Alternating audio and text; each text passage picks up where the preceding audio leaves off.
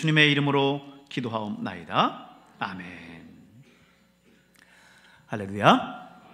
오늘 주일 2부 예배에 나오신 여러분 모두를 주의 이름으로 축복하고 환영합니다.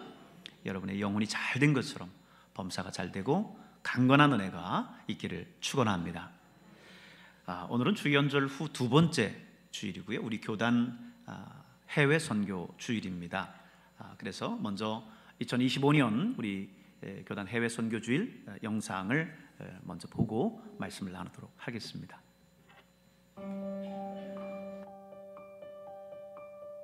전 세계 3,500 미전도 종족을 우리가 섬기겠습니다.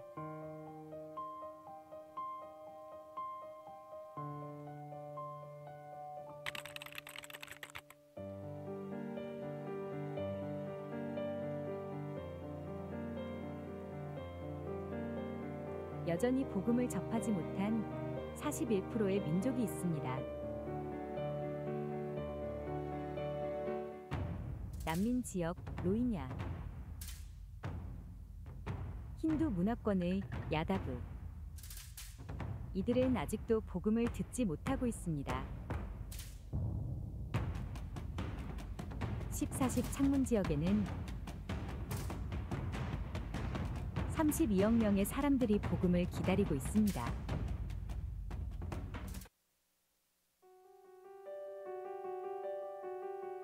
그들을 가슴에 품고 나아간 이전 세대가 있었습니다.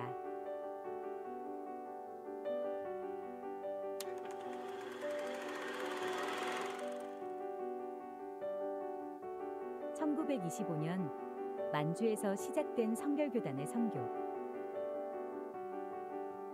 76개국 1,163명의 선교사들이 섬겼습니다.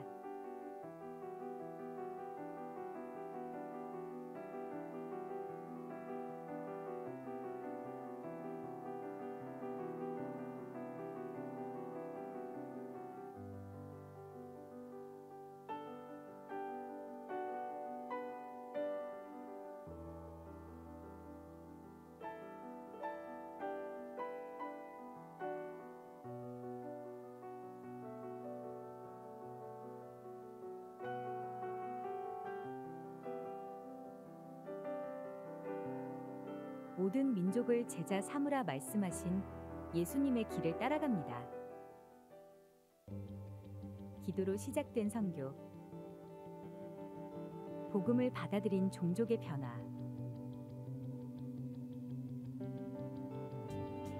하나님께서 길을 여셨습니다. 선교가 불가능해 보이는 곳에서도 복음은 역사합니다. 이제 세계 각국에는 선교지 총회가 생겨나고 있습니다.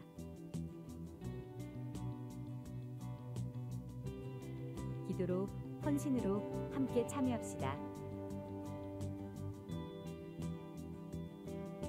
모든 민족이 예수님을 찬양할 때까지 3,500 프로젝트에 동참해주세요. 우리의 소중한 파트너입니다.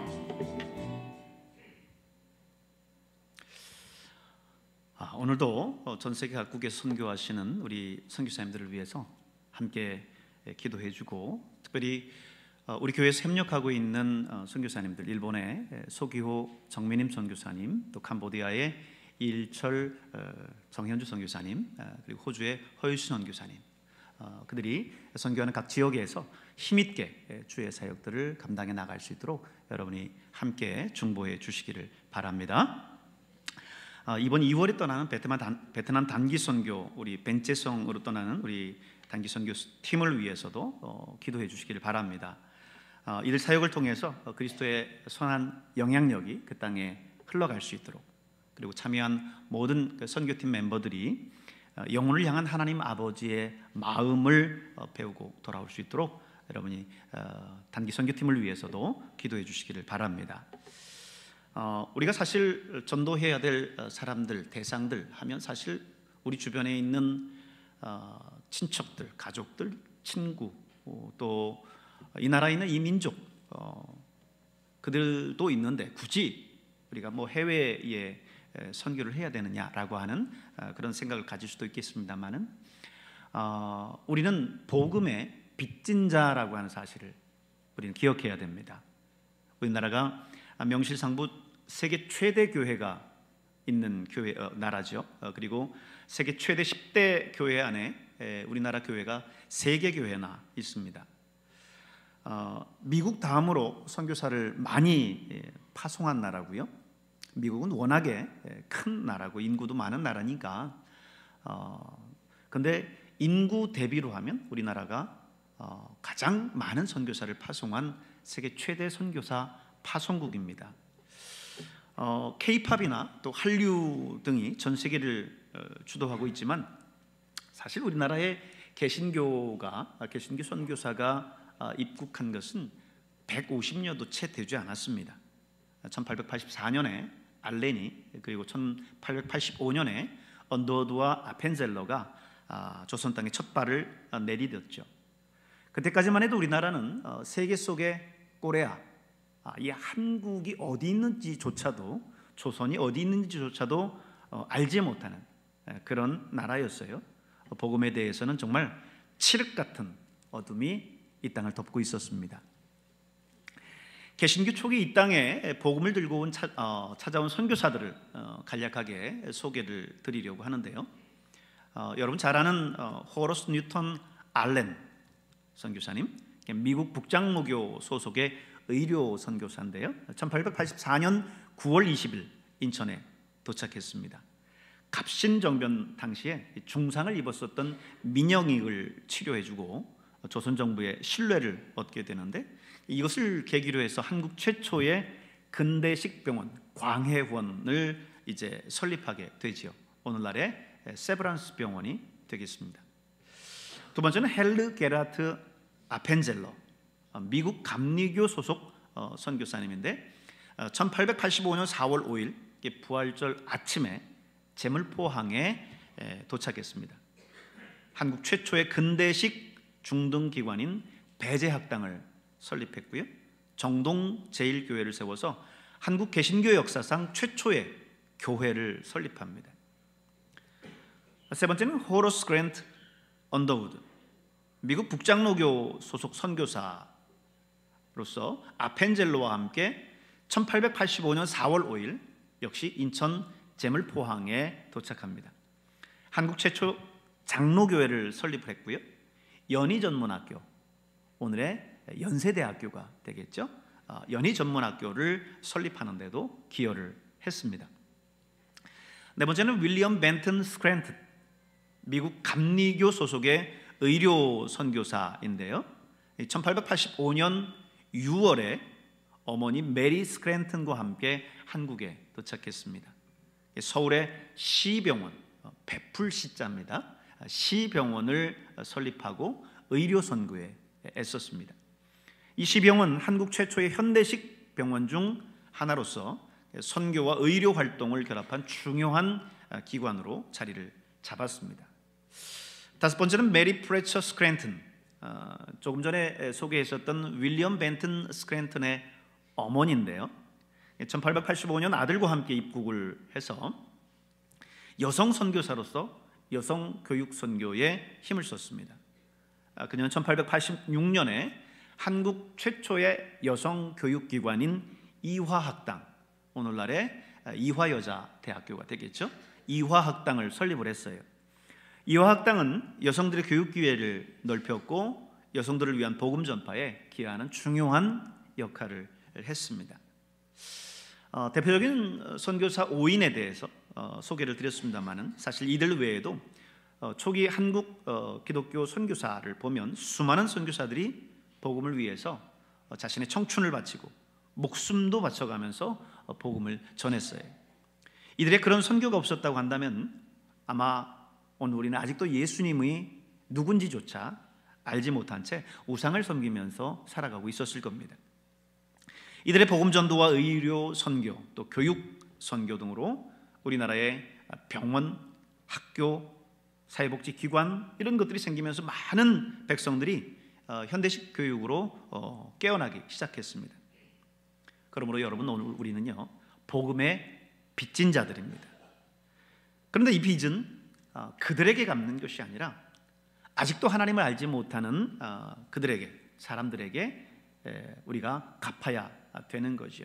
우리가 복음을 모를 때 그들이 이 복음을 가지고 우리에게 왔으니 이제 우리는 이 복음을 가지고 아직 복음을 듣지 못한 다른 사람들에게 감으로 인해서 이 복음의 빛을 갚아가는 겁니다. 아까도 여러분 영상을 통해서 봤습니다마는 10-40창이라고 얘기하죠. 위도 10도에서 40도 사이에 미전도 종족이 집중돼 있다라고 해서 선교학적으로 10-40창이라고 이야기를 해요. 그 10-40창에 있는 3,500 미전도 종족에게 예수 그리스도의 이름, 이 복음을 전하자라고 하는 것이 선교의 목표입니다. 오늘 우리 교회가 그리고 또 우리가 이 복음 전도의 최전선에 나가 있는 우리 선교사들을 기억하면서 그들을 후원하고 또 그들을 위해서 중보하기를 아끼지 않아야 될 줄로 믿습니다. 그런 의미에서 우리 교단이 이렇게 해외 선교 주의를 제정을 하고요. 또 각 교회들이 함께 이렇게 해외 선교 주의를 지키면서 또 헌금도 하고 그들의 선교의 사역들을 기억하는 겁니다. 마가복음 16장 15절에 보면 예수님께서 우리에게 이런 말씀을 주시죠. 또 이르시되 너희는 온 천하에 다니며 만민에게 복음을 전파하라. 온 천하, 온 세계, 온 나라 그들에게 가서 만민, 모든 족속에게 복음을 전파하라. 3,500 미정도 종족까지 포함해서 그들에게 이 예수 그리스도의 복음을 전하라고 예수님 말씀해 주셨죠. 마태복음에 보면 이 말씀을 보다 정확하게 말씀해 주고 있어요. 28장 19절에서 20절에 있는 말씀인데요. 우리 같이 함께 읽어보도록 하겠습니다. 시작. 그러므로 너희는 가서 모든 민족을 제자로 삼아 아버지와 아들과 성령의 이름으로 세례를 베풀고 내가 너희에게 분부한 모든 것을 가르쳐 지키게 하라. 볼지어다 내가 세상 끝날까지 너희와 항상 함께 있으리라 하시니라. 아멘. 지상대 명령이라고称하는 말씀이죠. 예수님이 우리에게 주신 지엄한 명령인데 이 명령이 뭐예요? 모든 족속에게 이 복음의 말씀을 들고 가서 그들에게 전하라라고 하는 말씀이에요. 오늘 이 지상 대명령에 순종해서 이 땅의 수많은 선교사들이 이 조선 땅을 밟았고 또 그로 인해서 우리가 예수를 믿는 은혜를 누리게 됐습니다. 이제 우리 역시 이 지상 대명령의 말씀에 순종해서 전 세계 각국에 있는 미전도 종족 그들에게 다가가서 주님의 복음을 전하는 그런 우리 모두가 되어야 될 줄로 믿습니다. 저는 복음을 위해서 헌신했었던 이 선교사님들을 보면요, 오늘 이 말씀의 주제가 떠올라요. 뭐죠? 충성입니다. 충성. 그래서 저는 오늘 이번 해외 선교주의를 맞아서 고린도전서 4장의 이 말씀을 가지고 충성의 의미를 되새겨 보려고 해요. 여러분, 충성하면 제일 먼저 뭐가 떠오르시나요? 우리 남성분들은 군 입대할 때 훈련소에서 정말 셀 수 없이 이 구호를 외쳤죠. 충성. 그 충성의 의미가 뭘까요? 그것을 오늘 쉽고 빠르게 그리고 깊이 이해하기 위해서 이 한자를 파자라고 하죠. 이렇게 분리시켜서 한자가 뜻글자이기 때문에 그 내용들을 살펴보려고 합니다. 먼저 충성충자입니다. 충성충. 먼저 한자로 충성의 충성충자를 보면 마음 심자 위에 가운데 중자가 있어요. 마음 심자 위에 가운데 중자. 우리의 마음의 중심이라고 하는 거죠. 충성이라 하면 다른 데 마음을 두는 게 아니라 그것을 우리의 마음의 중심에 두는 게 충성입니다. 내 마음의 중심에 나라를 두면 바로 나라에 대한 충성이고, 상관을 두면 상관에 대한 충성이고, 하나님과 예수님을 두면 하나님과 예수님에 대한 충성이 되겠죠. 자, 그렇다면 오늘 여러분의 마음의 중심에는 누가 있습니까? 무엇이 있습니까? 예수님이 계십니까? 하나님이 계십니까? 교회가 있습니까? 여러분, 우리의 마음의 중심에 누가 있는지, 무엇이 있는지 냉철하게 우리 자신들을 돌아볼 필요가 있어요. 우리는 예배 속에서 또 말씀을 들을 때에 우리의 마음과 진정한 결단과는 달리 도식적인 대답을 할 때가 많아요. 그러나 그런 도식적인 대답이 아니라 우리 내면을 냉철하게 돌아보면서 한번 살펴보자는 거죠. 오늘날 가짜 뉴스들이 많잖아요. 그래서 유행하는 말이 뭡니까? 팩트 체크입니다. 진실이 뭔지 한번 돌아보는 거죠. 여러분, 여러분의 마음의 중심에 하나님이 있습니다, 예수님이 있습니다, 교회가 있습니다 라고 이야기하지만 팩트를 체크해 보세요. 정말 하나님이 있는지, 정말 예수님이 있는지, 정말 교회가 있는지 여러분 자신들을 돌아보실 수 있기를 바랍니다. 스위스 루체른에 가면요, 이번 우리 성지순례 팀이 이제 방문하게 될 텐데, 이 루체른에 가면 유명한 조각가 베르텔 토르발센이 이제 조각한 작품 빈사의 사자상이 있습니다. 빈사의 사자상. 이 사자석상에는요, 화살에 맞아서 죽어간 슬픈 사자의 모습을 조각해 놨어요. 이거는 1792년 프랑스 혁명이 일어났었던 당시 루이 16세와 마리 앙뚜아네트를 지키기 위해서 전사했었던 786명의 스위스 전사를 기리기 위해서 조각됐습니다.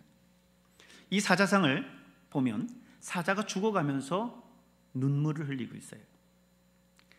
이건 당시 고통스럽게 죽어가는 스위스 전사자들의 모습을 상징하고 있다고 합니다.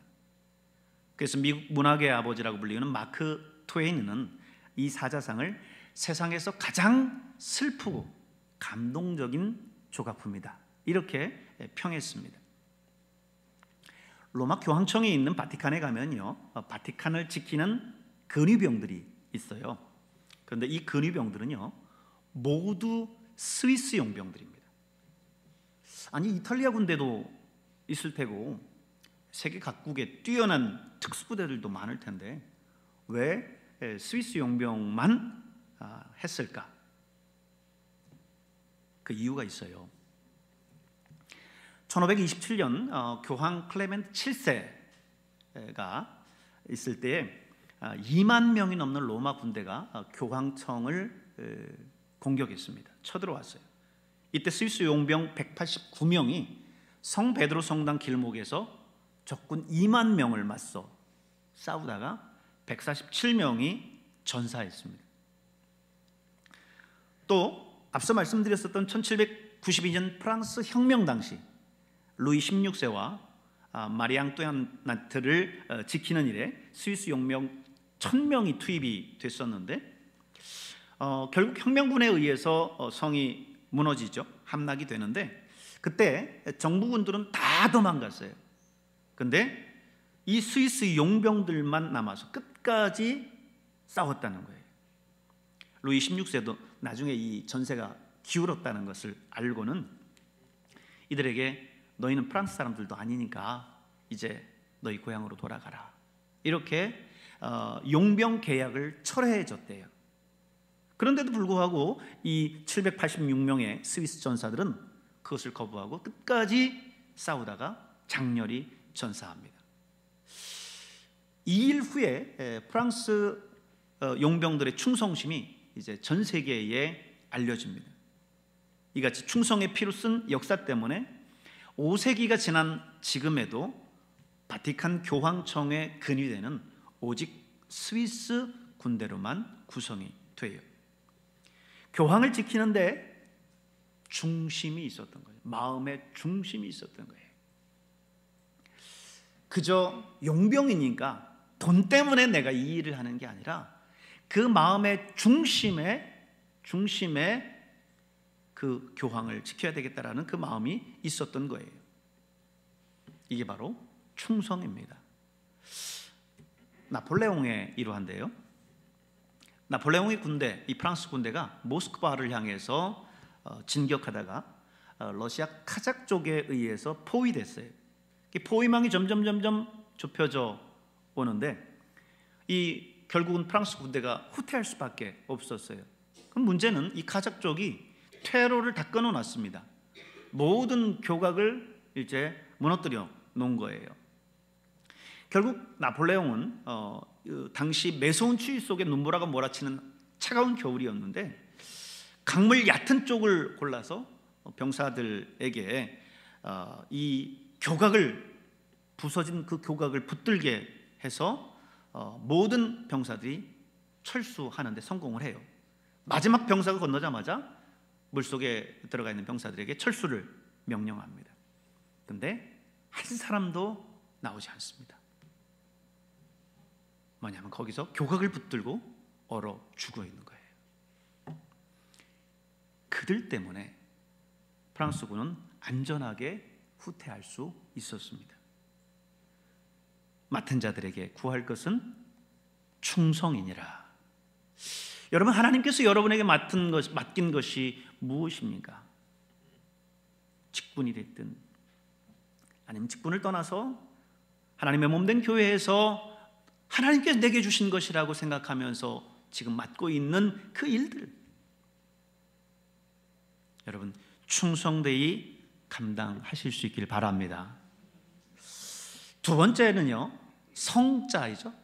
이거는 정성성자입니다. 이건 말씀언변의 이룰성자죠. 말씀언변의 이룰성자.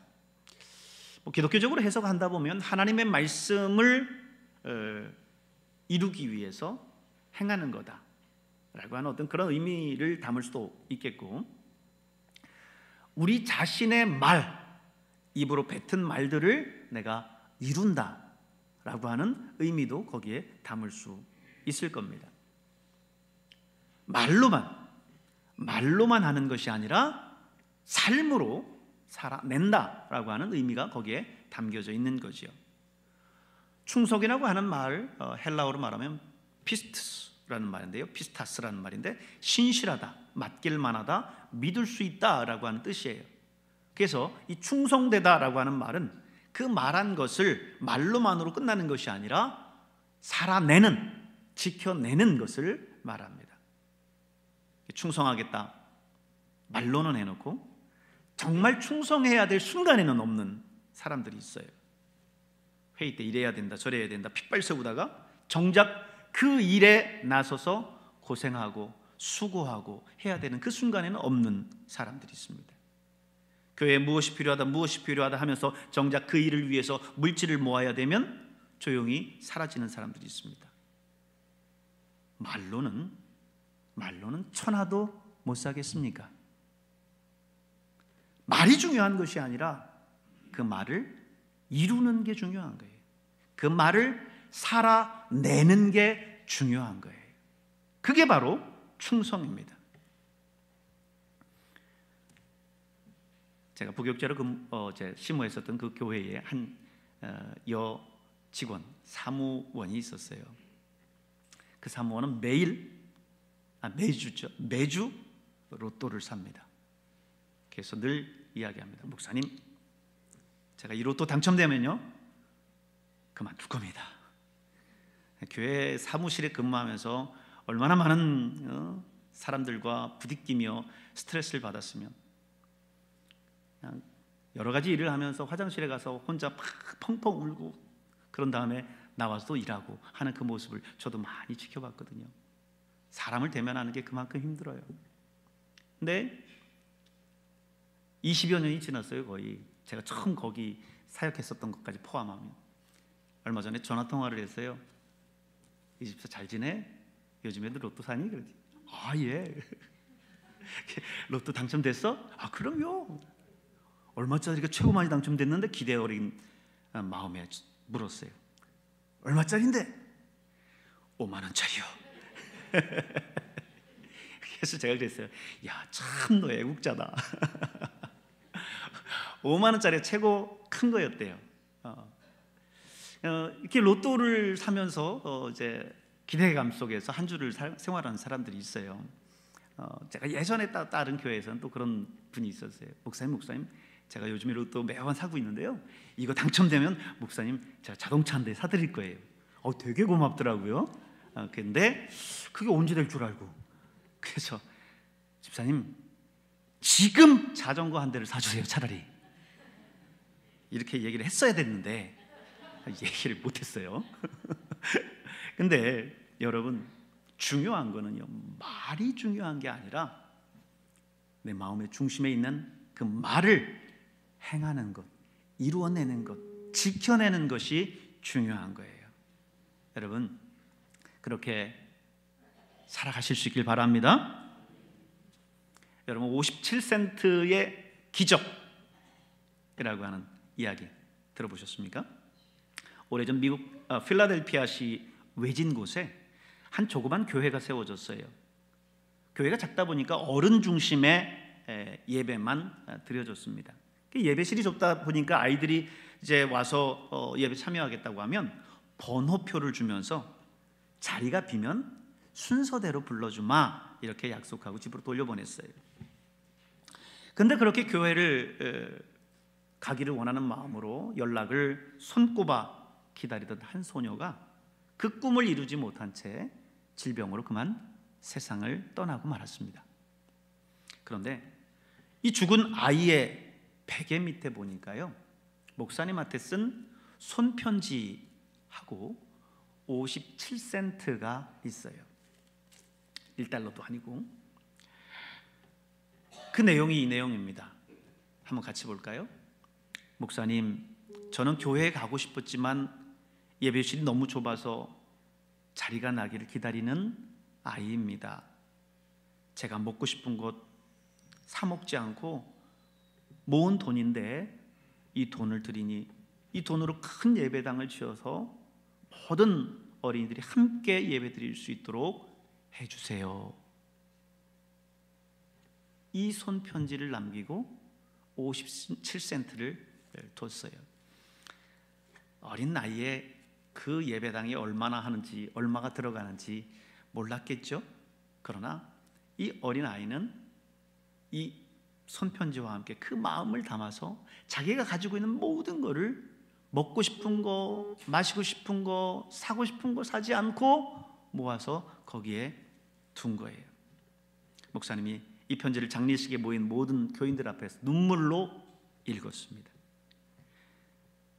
그 자리에 모인 사람들이 이 아이의 무덤 앞에서 그동안 꼭꼭 감춰둔 그들의 돈주머니를 열기 시작했어요.